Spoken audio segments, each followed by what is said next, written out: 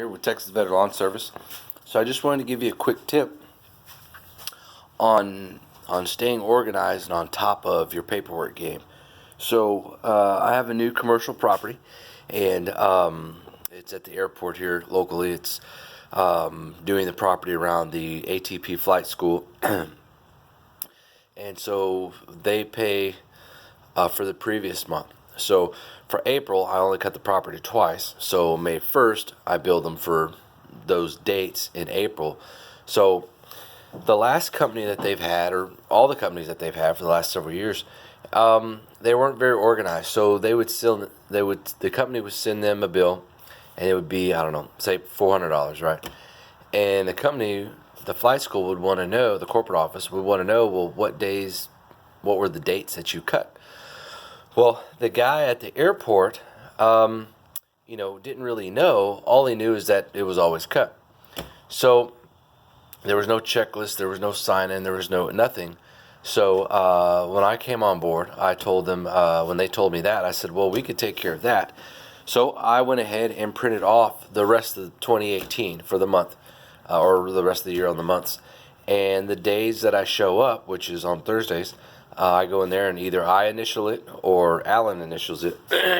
He's my main point of contact there.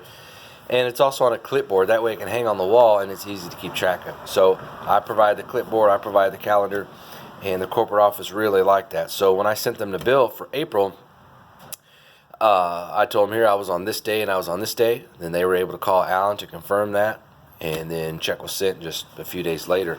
So the other thing too, when you get your check, of course you'll deposit in the bank, but the other part, the little check stub part here, what I would do on that, and this is what I do, and I think it'd be good for you guys, a nice little tip, is since it's for the previous month, and there are different services that we offer them, like we trim the bushes, every so often, and of course that's a little more. So you have the total price that they wrote the check for, right?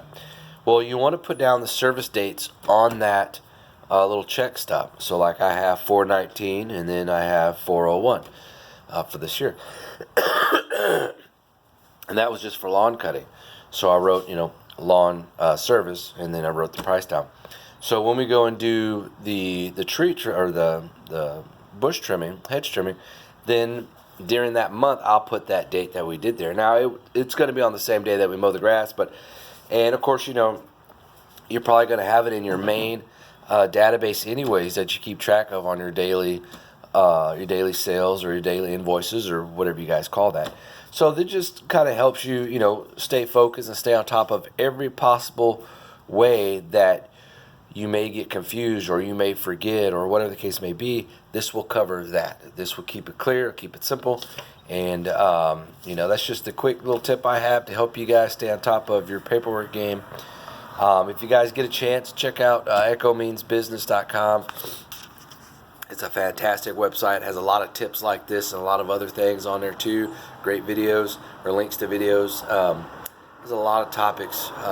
Very, very, very helpful. Thousands of people are on there from around the U.S. And anyways, check out echousa.com. They got some neat products coming out. And if you guys have any questions about this or any comments, I'd like to hear from you. I'm Kevin with Texas Veteran Lawn Service. You'll see me next time.